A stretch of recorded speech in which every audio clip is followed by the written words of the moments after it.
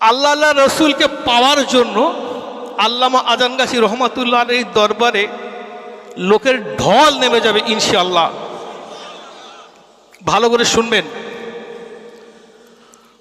তো সদেকুন আমি বলেছিলাম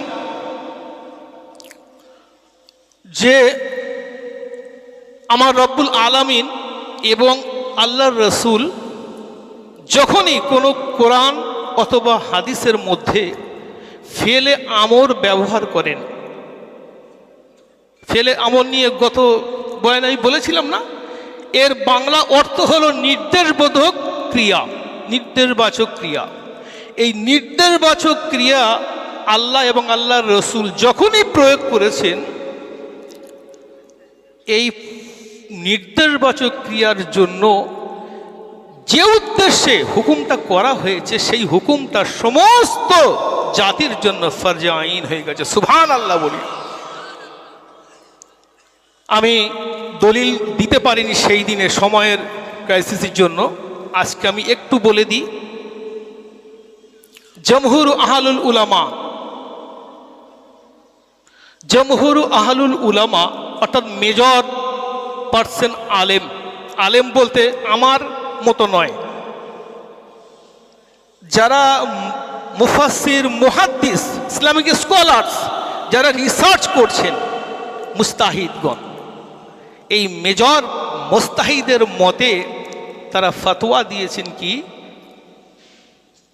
ইন্নাল আসলা ফি আমরিল্লাহি তাআলা ওয়া আমরি রাসূলিহি সাল্লাল্লাহু আলাইহি ওয়াসাল্লাম ইন্নাহু লিল উজুব। সুবহানাল্লাহ বলি। তাহলে তারা ফতোয়া দিয়েছেন কি তারা হাদিস কোরআন ঘেটেছেন? ফতোয়া কখন দেয়? হাদিস কোরআন ঘেটে তারা মেজর পার্সেন্ট আলেম একমত হয়েছেন। কি মত? যে আল্লাহ আল্লাহ রসুল যেখানে হুকুম করেছেন সেই হুকুমটা হচ্ছে সমস্ত মানুষের জন্য ফরজ হয়ে গেছে। আমি এই এর রেসপেক্টে আরো একটি ফতোয়ায় উদ্ধৃতি দেব। একই ওলামাদের মত, জমহুর আহলুল উলামা, তাঁরা বলছেন ইন্নাল আসলা ফি নাহাই আল্লাহ তাআলা ওয়া নাহাই রাসূলিহি সাল্লাল্লাহু আলাইহি ওয়াসাল্লাম ইন্নাহু লিত-তাহরিম। নিশ্চয়ই প্রকৃতপক্ষে এই সিদ্ধান্তে উপনীত হলো আমরা সমস্ত আলেম, মেজর পার্সেন্ট আলেম, আমরা এই মত দিচ্ছি, এই মতে সিলমোহর করছি যে আল্লাহ রব্বুল আলামিন যেটা নির্দেশ দেন সেটা সবার জন্য ফরজ, আল্লাহর রসুল যেটা নির্দেশ দেন সেটা সবার জন্য ফরজ। আর এই মতে আমরা সিলমোহর করছি, আমি নয়। এখানে বহু আলেম বা বাইরের বহু আলেম বলবেন ওই কারি সাহেবের সন্তান হয়তো এই কথা বলেছে, ও অল্প বিদ্যে ভয়ঙ্করী। না, আমি বলছি না, আমার কামেল মোর্শেদ বলেন নাই, একদম হাদিস এবং কোরআনের থ্রুতে আমি বলছি যে ইন্নাল আসলা ফি আমরিল্লাহ ফি নাহাই আল্লাহ তাআলা নাহাই রাসূলিহি সাল্লাল্লাহু আলাইহি ওয়াসাল্লাম ইন্নাহু লিত-তাহরিম। মেজর পার্সেন্ট মুস্তাহিদগণ যারা রিসার্চ করেন সেই সমস্ত বড় বড় আলেমের একমত যে আল্লাহ আল্লাহ রসুল যেটা নিষেধ করেছেন সেটা টোটাল ইন জেনারেলি সেটা হারাম করে দেওয়া হয়েছে বলি। সুবহানাল্লাহ। আমি এই আলেমদের ঐক্যমতের থ্রুতে আমি বলেছিলাম যে উলাইকা হুমুস সাদিকুন, মনে পড়ছে কি? হ্যাঁ, উলাইকা হুমুস সাদিকুন, যারা জান দিল, মাল দিল, রিল্যাক্সেবল জীবন বিসর্জন দিল। চাইলে সোনার চামচে করে তিনি খানা খেতে পারতেন, সোনার পালঙ্কে শুতে পারতেন, 2-10টা বিবি করতে পারতেন, আরও মানুষের থেকে জমি ছিনিয়ে নিয়ে, সেই রবীন্দ্রনাথের কবিতা আমরা পড়েছি না, শুধু বিঘে 2 ছিল মোর ভুঁই আর সবই গেছে ঋণে। বাবু বলিলেন বুঝেছে উপেন, হে জমি লইব কিনে, কহিলাম আমি তুমি ভূস্বামী, ভূমির অন্ত নাই, চেয়ে দেখো মোর আছে বড় জোর মরিবার মতো ঠাই। এই সেই জমিদারের তাদের যে রক্তচক্ষু, তাদের যে শোষণ শাসন, সেই জমিদার ফ্যামিলি থেকে, সেই জমিদারের মধ্য থেকে আরেক জমিদার, তিনি সব কিছু স্যাক্রিফাইস করে আল্লাহর আশেক বান্দা হয়ে গেলেন। সুবহানাল্লাহ। তো এই হলো আমার কামেল মুর্শিদের পরিচয়। তো আমি কোরআন হাদিস দিয়ে আমার কামেল মুর্শিদের শুধু পরিচয় দিচ্ছি না, এটা আপনারা ভুলভাবে নেবেন না। এই সূত্রের মধ্যে গোটা বিশ্বে যত মানুষ আছে সবই আমার কামেল মুর্শিদের মতো আল্লাহর ওলি। সুবহানাল্লাহ বলবেন। আপনি যদি আমেরিকায় এই ধরনের মানুষ পান, তার সঙ্গী হয়ে যান। আপনি ইউরোপে এইরকম মানুষ পান, তার সঙ্গী হয়ে যান। আফ্রিকাতে এই মানুষ পান, তার সঙ্গী হয়ে যান। আমার রব্বুল আলামিন বললেন, কুনু মা'আস সাদিকিন। হে বান্দারা, পথভ্রষ্ট তোমরা হবে না, কখনোই তোমরা পথভ্রষ্ট হবে না, আমি 100% গ্যারান্টি দিচ্ছি। কে বললেন? আমার রব্বুল আলামিন। তোমরা এই নিঃস্বার্থপর, এই স্বার্থত্যাগী মানুষের সঙ্গী হয়ে যাও, তোমরা জান্নাত পর্যন্ত পৌঁছে যাবে। সুবহানাল্লাহ। আমাদের মধ্যে ভেদাভেদ, আজানগাছিরা এই করে, আজানগাছিরা ওই করে, চলবাসেঙ্গে বলে কি দলবাসেঙ্গে বলে, এ বিনা পয়সা সংসার চলে, এই সেই এটা ওটা, এমনকি আমার নিয়ারেস্ট রিলেটিভও এই ধরনের কথা আমাকে শুনিয়ে থাকেন। কিন্তু এগুলো তারা অজ্ঞতার জন্য, তাদের না জানার জন্য। আল কোরআনকে রব্বুল আলামিন রিসার্চ করতে বললেন, কোরআনকে পাঠ করতে বললেন, কোরআনের এবং হাদিসের ব্যাখ্যা বিশ্লেষণ অনুধাবন করতে বললেন। এমনি নয়, আমরা আজ অনুধাবন করছি না, তারই জন্য তো এই এত সাচ্চা এক আশেকে রাসূলকে আমরা সমালোচনা করি। আমরা তাকে বুঝিনি, কারণ আমাদের সেই ইলম নেই। ডক্টর জাকির নায়েকের উস্তাদ কে ছিলেন? নাম জানেন কি? একজন তো রেসপন্স করুন। হ্যাঁ, শায়েখ আহমদ দিদার রহমাতুল্লাহ আলাইহি, তিনি রিসেন্টলি ইন্তেকাল করলেন। 1-1.5 বছর কি 2 বছর হয়তো হয়েছে। 40টা বছর এই আফ্রিকার বাসিন্দা আল কোরআনের উপর ইস্তেহাদ করে তিনি লক্ষ লক্ষ মুসলিমকে কালেমার ছায়াতে নিয়ে আসলেন। সুবহানাল্লাহ। তিনি লন্ডনের এক সেমিনার হল থেকে বেরিয়েছেন, সাংবাদিকরা তাকে ঘিরে ধরেছে, প্রশ্ন থ্রো করে দিলেন, who is the biggest enemy of Islam? হে মুস্তাহিদ, 40টা বছর আপনি ইসলামের জন্য জীবনকে উৎসর্গ করে দিলেন। Who is the biggest enemy of Islam? ইসলামের সবচেয়ে বড় শত্রুকে কারা? তারা ভেবেছিলেন হয়তো তিনি বলবেন ন্যাটো বাহিনী, যেটা আমেরিকার দ্বারা পরিচালিত হয়। এটাই সাংবাদিকরা এক্সপেক্ট করেছিলেন, এটাই হয়তো ভেবেছিলেন যে তারা এটাই বলবেন। কিন্তু না, তিনি কি বললেন? The biggest enemy of Islam is ignorant Muslim, whose ignorance leads him to intolerance, whose actions destroy the true image of Islam, and when the people look at him they think that Islam is what is. তিনি বললেন the biggest enemy of Islam is ignorant Muslim. সবচেয়ে ইসলামের শত্রু হচ্ছে অজ্ঞ মুসলমান। সবচেয়ে বড় শত্রুদের মধ্যে গণ্য এই অজ্ঞ মুসলমান। তারা আল কোরআনের সংস্পর্শে আসে না, কেবল একবার এই মৌলানার দিকে তাকিয়ে থাকে, একবার ইউটিউবে ওই মৌলানার দিকে তাকিয়ে থাকে, দেখে ওই মৌলানা এই মৌলানাকে বলছো কাফের, ও মুশরিক, ও মূর্তি, ও মাজার পূজারি, ও পীর পূজারি, আমি এই সেই। ওরা কনফিউজড, একদম কনফিউজড, আমি কোন দিকে যাব, একদম পাগলের মতো হয়ে ঘুরছে, কোনটা সঠিক কোনটা সঠিক। তিনি বললেন the biggest enemy of Islam is ignorant Muslim, অজ্ঞ মুসলমান, whose ignorance, যার এই মূর্খতা, যার হেলায়েতে বেলা বইয়ে দিয়ে আল কোরআনের সংস্পর্শে না আসার এই চরিত্র,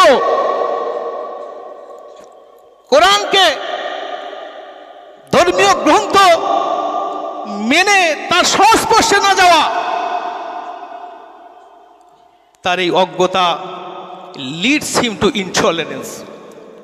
তার এই অজ্ঞতা তাকে অনইসলামিক কাজের দিকে ঠেলে দেয়, অশরিয়াতিক কাজের দিকে ঠেলে দেয়, হিংস্র কাজের দিকে ঠেলে দেয়, আল কোরআন হাদিসের বিধানের বিপরীত দিকে ঠেলে দেয়।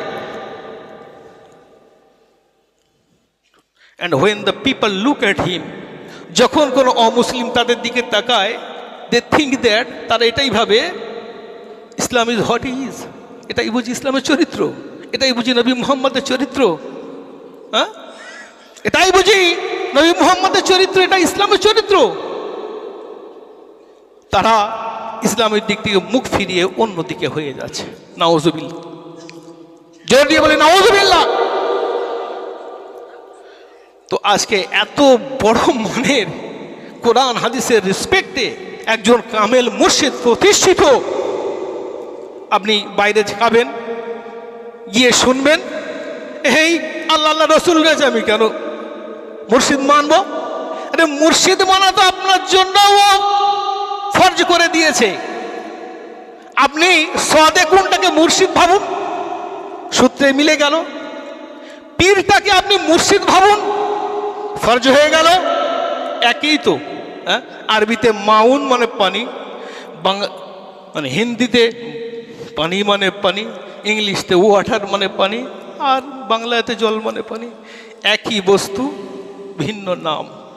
আমরা যাকে দেখছি তিনি আল কোরআনের সাদেকুন হলো কামেল মুর্শিদ। সুবহানাল্লাহ। আল্লামা শাহ ওলিউল্লাহ মুহাদ্দিস দেহলভী রহমাতুল্লাহ আলাইহি বিরচিত জগৎ বিখ্যাত গ্রন্থ আল কাউলুল জামিল নামক কিতাবের মধ্যে তিনি লিখলেন, কামেল মুর্শিদের পীরে কামেল হওয়ার জন্য তার 5টি চরিত্র থাকা দরকার। প্রথম চরিত্র, সে তাকওয়া পরেজগারি হবে। সুবহানাল্লাহ। এই তাকওয়া পরেজগারের ব্যাখ্যা দিতে গেলে সকাল হয়ে যাবে, আমি একটু বলে দিই। তাকওয়া মানে ভয়, আল্লাহর প্রতি ভয়, আর পরেজগার মানে হারাম জিনিস, বাজে জিনিস, অশরিয়াতিক জিনিস থেকে পরহেজ করা, দূরে থাকা। এইটুকু আমরা যদি একটু বালিশে শুয়ে ভেবে নেব, আমি আর বললাম না, সে তাকওয়া পরহেজগার হবে। দ্বিতীয়, জাহিদ বিদ দুনিয়া আর রাকিব বিল আখিরা, সে দুনিয়া বিমুখ এবং আখিরাত অভিলাষী হবে। সুবহানাল্লাহ বলি। আমার কামেল মুর্শিদের দিকে তাকিয়ে দেখেন, তিনি দুনিয়া বিমুখ। দুনিয়া বিমুখ যদি না হন, তিনি জমিদারি ত্যাগ করে দিলেন। এটা বিশ্বাস হয়? এটা শয়তানেও বিশ্বাস করবে কি? বিশ্বাস করবেন? তাকে তার জীবনচরিত পড়ে দেখে অনুধাবন করে মনে হয় যে তিনি দুনিয়া কামানোর জন্য ছিলেন? না, তিনি দুনিয়া বিমুখ হয়ে গেছে। সুবহানাল্লাহ। আর রাকিব বিল আখিরা, এবং আখিরাত অভিলাষী। তিনি দেখুন সব কিছু ত্যাগ করে শরীর জঙ্গলে আসেন। কি জন্য বাবা? একটা আমি এখানে আঞ্জুমান করব, কিসের জন্য? গর্হিত কাজের জন্য, ইসলামকে আগিয়ে নিয়ে জন্য। হ্যাঁ, জাহাদু বিআমওয়ালি, মনে পড়ছে সূরা তাওবার সেই 119 নম্বরের রেফারেন্সটা?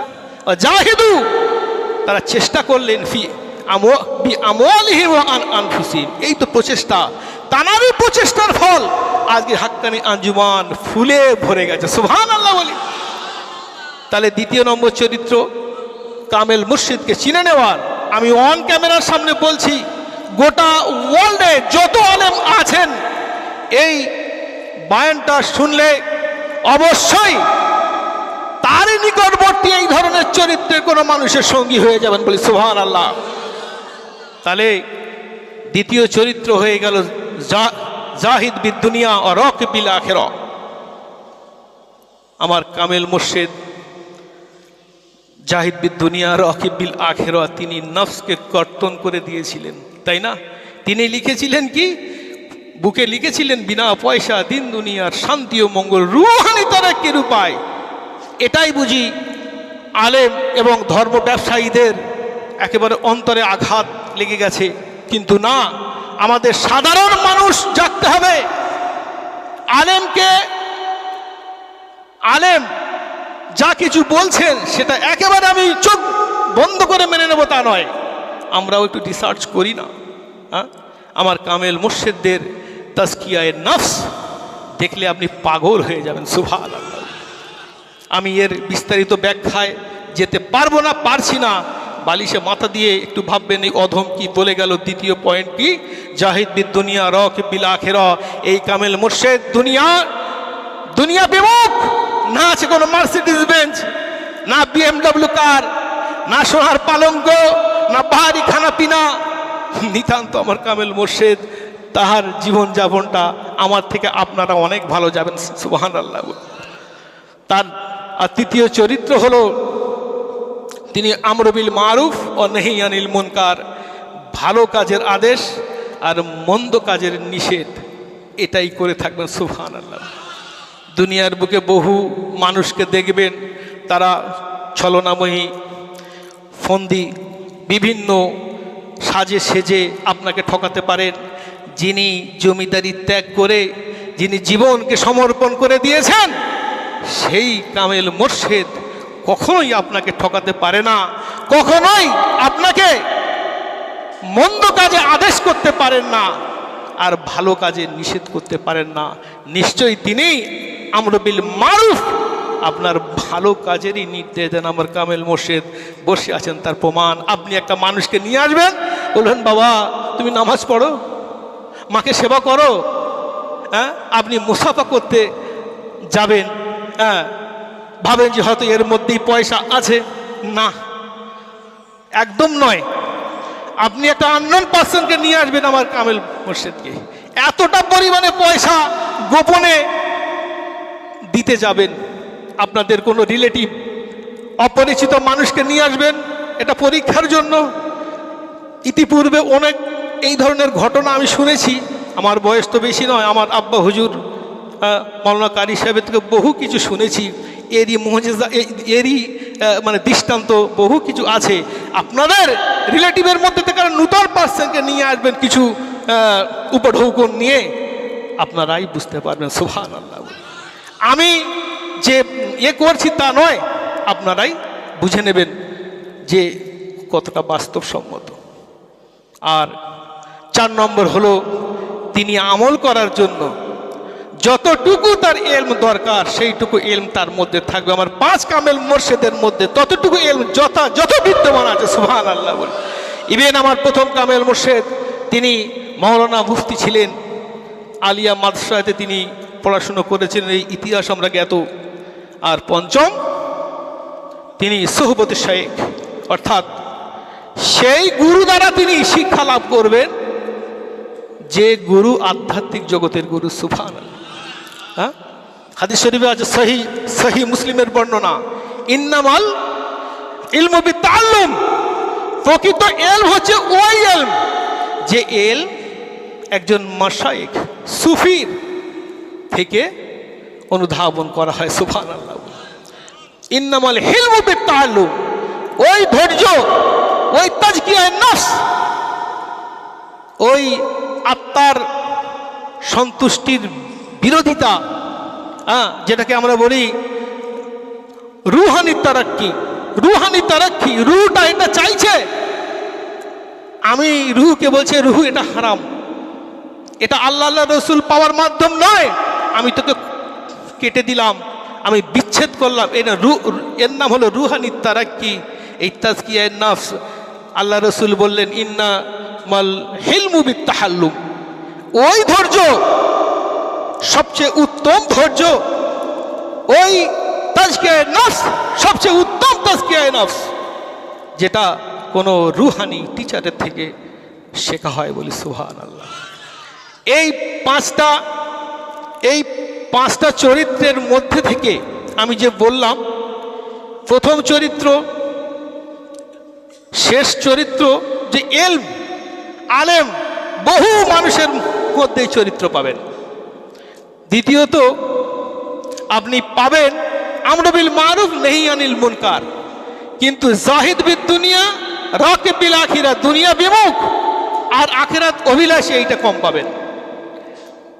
আর এই যে সোহবতে শায়েখ, এটা আপনি কম পাবেন। সবচেয়ে বড় চরিত্র এইটা আপনি মিস্টেক করবেন বেশিরভাগ জায়গায়, যে জাহিদ বিদ দুনিয়া রাকিব বিল আখিরা, 5টা পয়েন্টের মধ্যে এই পয়েন্ট, 5টা পয়েন্ট যাকে আপনি পাবেন চোখ বন্ধ করে তার সঙ্গী হয়ে যাবেন। আল্লাহ রসুল বললেন যে যার সঙ্গে সঙ্গী হয়ে যাবে তার সঙ্গে তার বিচার হাসর নসর হবে, সেটাই তার নসিব। মান তাসাব্বাহা বিকওমিন ফাহুয়া মিনহুম, যে ব্যক্তি যার সঙ্গ নেবে তার সঙ্গে তার হাসর নসর হবে। আমি এই অধম এই আল্লাহর পাক কালামের সামনে দাঁড়িয়ে আল্লাহর কসম করে বলছি যে আমি চিরধন্য যে এমন একটি মানুষের সঙ্গ লাভ করে। অমা আলাইনা ইল্লাল বালাগ ওয়াল হাক্কানি রাসূলুল্লাহ।